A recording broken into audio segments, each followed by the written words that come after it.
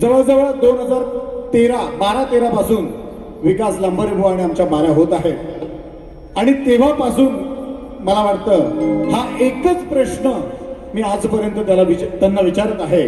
कदाचित मध्ये एखादा दुसरा बदलला असेल, पण त्यांनी सुद्धा वेळोवेळी अनेक उत्तरं देण्याचा प्रयत्न केला. पण आमच्या शास्त्रानुसार, आमच्या ग्रंथानुसार ते योग्य नसल्यामुळे आम्ही ते काही मान्य केलेलं नाही. आणि विकास लांबरेबुवा आज सुद्धा तोच प्रश्न आहे. मला 100% खात्री आहे तुम्ही नक्की याचं उत्तर द्याल. आम्ही याच बारीमध्ये, भरल्या बारीमध्ये तुमचा सन्मान करू. प्रश्न प्रेक्षकांच्या माहितीसाठी मी वाचून दाखवतोय का. वनवासाची आणि प्रभू रामाची कथा वनवासाची सगळ्यांना ठाऊक आहे. प्रभू श्रीराम, सीतामाई व बंधू लक्ष्मण, प्रभू श्रीराम, सीतामाई व बंधू लक्ष्मण वनवासामध्ये असताना प्रभू श्रीरामांनी लक्ष्मणास एक फळ खाण्यासाठी दिले होते. बुवा, त्या फळाचं नाव सांगायचं आहे. लक्ष्मणाने ते फळ कोठे व कोणत्या ठिकाणी ठेवले होते आणि त्याचबरोबर लक्ष्मणाचा एका व्यक्तीबरोबर करारनामा झाला होता. ती व्यक्ती कोण व त्याचा आशय काय होता. बुवा, प्रश्न जरी मोठा असला तरी बाकी सगळं सोडून द्या. प्रभू श्रीरामाने लक्ष्मणास दिलेल्या फळाचं जरी नाव सांगितलं तरी मी तुमचा सन्मान करीन, किंवा या संपूर्ण आशयापैकी कुठलाही आशय माझ्या वाचनात आलेला असेल, माझ्या वाचनात होण्यापेक्षा आमच्या ग्रंथानुसार बरोबर असेल तर मी मान्य करायला तयार आहे. बुवाने अनेक वर्ष प्रश्न आम्हाला विचारलाय. बुवा, ते बाहेरच असेल, दिल थांब के बैठे, आज तुम्हाला सवाल फुट रहा है. गेल्या वर्षी पातळच फुटणार होता, पण गाडी कुठं वळली काही कळलं नाही. आनंद सुरेश बावकर मुक्काम पोस्ट खडकवली. प्रश्न विचारलेला आम्हाला, प्रभू श्रीराम, सीतामाई व बंधू लक्ष्मण वनवासामध्ये असताना प्रभू श्रीरामाने बंधू लक्ष्मणास एक फळ खाण्यासाठी दिलं.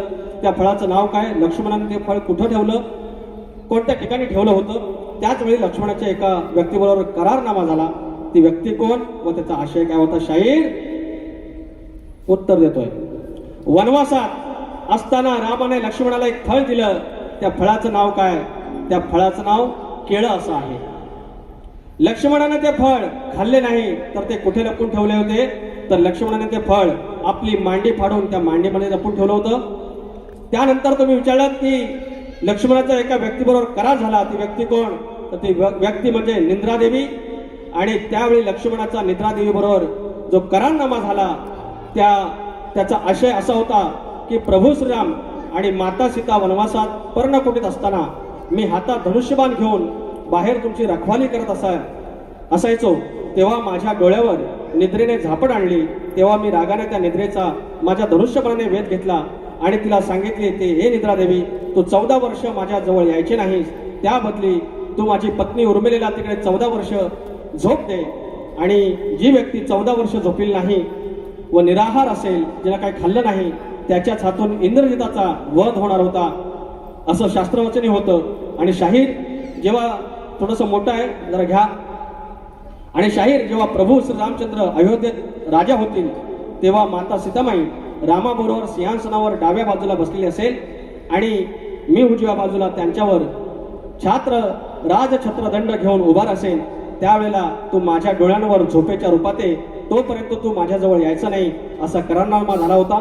म्हणून शाहीर तसेच राज्याभिषेकावेळी लक्ष्मण एकटाच हसला आणि प्रभू रामाना लक्ष्मणाच्या त्या त्यागाचा जेव्हा उलगडा झाला तेव्हा प्रभू श्रीरामाने, हे लक्ष्मणा, तू पुढील जन्मी माझा मोठा भाऊ म्हणून जन्माला येशील, म्हणजेच या जन्मात तू लहान भाऊ लक्ष्मण होऊन जी माझी सेवा केलीस ती सेवा पुढच्या जन्मात मी तुला लहान भाऊ होऊन परतफेड करेन.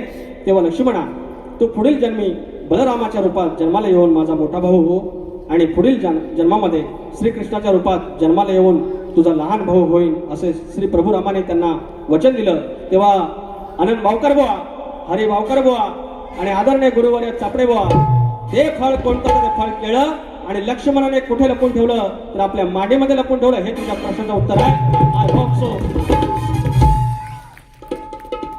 बघतो माऊली विकास लांबरेबुवांनी या ठिकाणी उत्तर दिलं. लांबरेबुवा गेल्या आठवड्यात आहेत हो, ऐका, आमची खासियत आहे शाहीर हरिहरन कधीही बारीक खोटं बोलत नाहीत.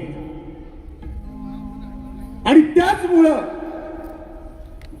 गेल्या कित्येक वर्षाचा आमचा प्रश्न प्रभू श्रीरामाने लक्ष्मणास दिलेलं फळ आणि त्याचं दिलेलं तुम्ही उत्तर मी मनापासून खरं आहे असं कबूल करतो. आणि तुम्ही मंचावर यायचं जिथे पुष्पगुच्छ घेऊन ये, बुके घेऊन ये. लांबोरे बुवा जोरदार कडाक्याच्या टाळ्यांनी स्वागत करायचे.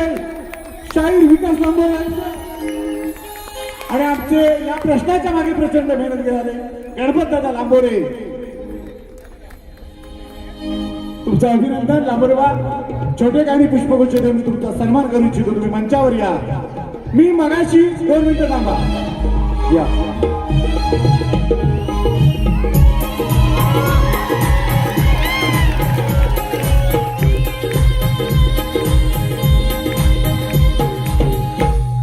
बघा, मुख्य 2 कारण. शक्ती तुला कशाला म्हणता?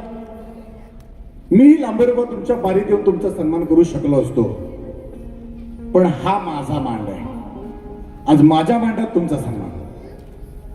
तुम्ही ग्रेट आहात, तुम्ही वाचक आहात आणि या वाचनाला तुमच्या पाठपुराव्याला सन्मान शाहीर हरिहरनकडून, माझ्या भानुदास घराण्याकडून, चापडे माऊलींकडनं आणि माझ्या वडिलांकडनं. धन्यवाद.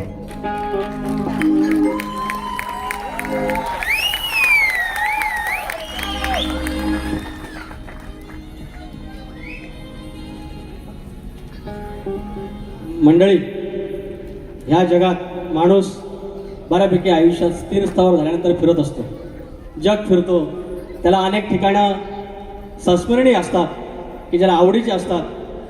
माझं आवडतं ठिकाण जेव्हा कलगीवाला आपल्या साजात बोलवतो, माझ्या साजा इतकंच मला कलगीचा साजा तेव्हा जायला आवडतं. आज तो योग माझ्या आयुष्यात आला आणि माझ्या अंगावर आताही शार आहे की बारीच्या ठिकाणी, भागाच्या ठिकाणी, पण सुरेश झाकू बावकर यांच्या चिरंजीवाचा प्रश्न आमच्याकडून फुटणं हे आमचं आम्ही महत्वाचं समजतो शाहीर. आणि हे प्रश्न फुटला म्हणून कलगीची बाजू कमी झाली याचा प्रकार नाही. शक्तितुरा जिंकतो. मी काय म्हणतो? कलगीतुरा जिंकतो. लोक मला म्हणतात ना मी नमन करतो किंवा करतो. आम्ही हे पण करतो. आता मान्य पण हे पण बघा ना किती चांगलं आहे. आणि ह्या माझे वस्तात प्रभाकरजी धनावडे, नारायण गुरव यांच्या माध्यमातून आणि खऱ्या अर्थानं माझे प्रभाकर धनावडेंचा यांच्या माध्यमातून हा प्रश्न फुटला आहे. सगळं श्रेय त्यांना जातं. आणि ह्याच्यातली ही 4थी वारी. अजून 25 वाऱ्या मुंबईच्या आणि गावच्या 25 फक्त बघित राहा. तुम्हाला शुभेच्छा. थँक्यू. धन्यवाद.